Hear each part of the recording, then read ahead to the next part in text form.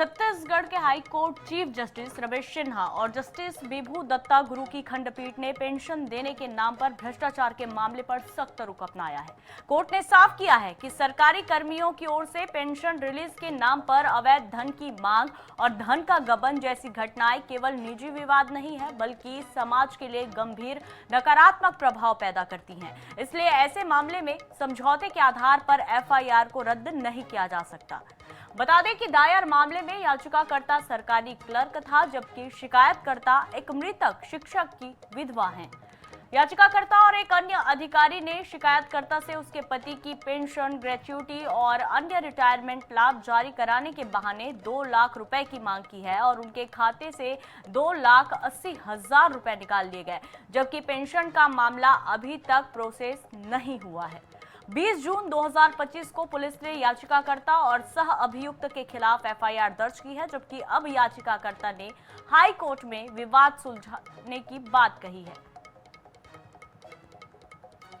तो पेंशन के लिए रिश्वत कलंक है, और वाकई इस लिहाज से भी, क्योंकि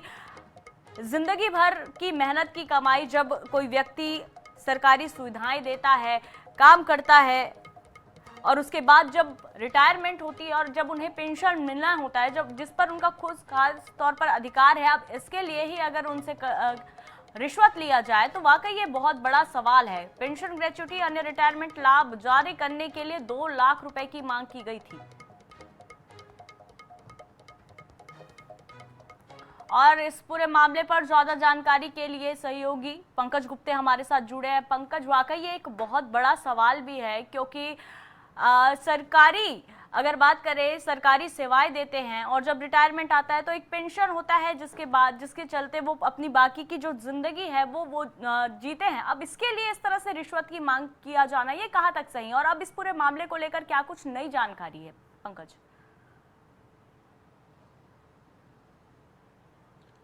जी देखिए, आपको बताना चाहता हूँ, ये कोई नई बात नहीं है कि अगर कोई पेंशनर है, पेंशनर जो एजी कार्यालय में जाते हैं, पेंशन शाखा में जाते हैं और उनको चक्कर न लगाना पड़े। ये मामला अलग बात ये है कि जो बिलासपुर से निकल के सामने आई है, जिसमें एक जो शिक्षक जो मृत हो चुके हैं, उसकी विधवा लगातार अपने पति के जो पेंशन है और उसके रिटायरमेंटल जो लाभ मिलने वाला है उसको लेकर के लगातार उसको चक्कर लगा रही थी। उसके एवज में जो क्लर्क है और एक अधिकारी है, उसने साफ तौर पर उसे 2 लाख रुपए का डिमांड किया। थक हार करके उसने दबाव में आकर के एक उसको चेक जारी कर दिया कि भाई मेरे पेंशन जारी कर देंगे तो मैं उसमें से आप पैसा काट लीजिएगा। लेकिन भ्रष्टाचार का हद पार करते हुए जो बाबू और क्लर्क है, उसने जो विधवा है, पेंशनर है, उसके चेक का गलत इस्तेमाल करके उसके खाते से 2,80,000 रुपए निकाल लिए। जैसे इस विधवा को जानकारी मिली कि उनके साथ धोखाधड़ी हुआ है खुद के अपने हक को पाने के लिए, तो उसने सिविल लाइन थाना में एफआईआर दर्ज करा दिया। जैसे एफआईआर दर्ज हुआ तब ये जो क्लर्क है और अधिकारी दोनों सख्ते में आ गए, उनसे जाकर के बाहर, थाना के बाहर में जाकर के उसे कंप्रोमाइज कर लिया। अब जो एफआईआर हो चुका है उसको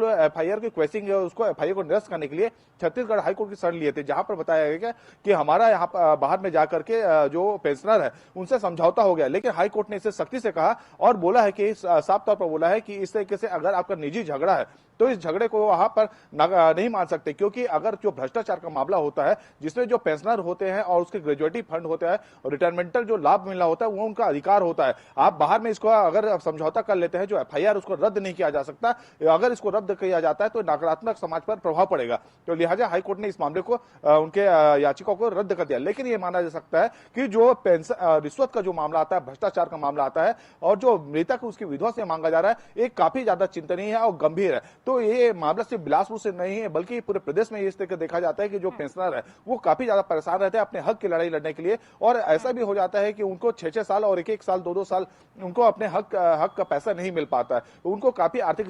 तंगी से जूझना पड़ता है। जो जबकि हाई कोर्ट और सुप्रीम कोर्ट का सख्त इसमें निर्देश है, जो भी पेंशनर है जल्द से जल्द उनका रिटायरमेंटल का जो लाभ है उनको मिलना चाहिए और उनका पेंशन है वो भी चालू करना चाहिए। लेकिन इस तरीके से यहाँ पर नहीं हुआ और एक बड़ा भ्रष्टाचार उजागर हुआ, जिसको हाई कोर्ट ने साफ कर दिया कि इस तरह का एफआईआर रद्द नहीं होगा। जी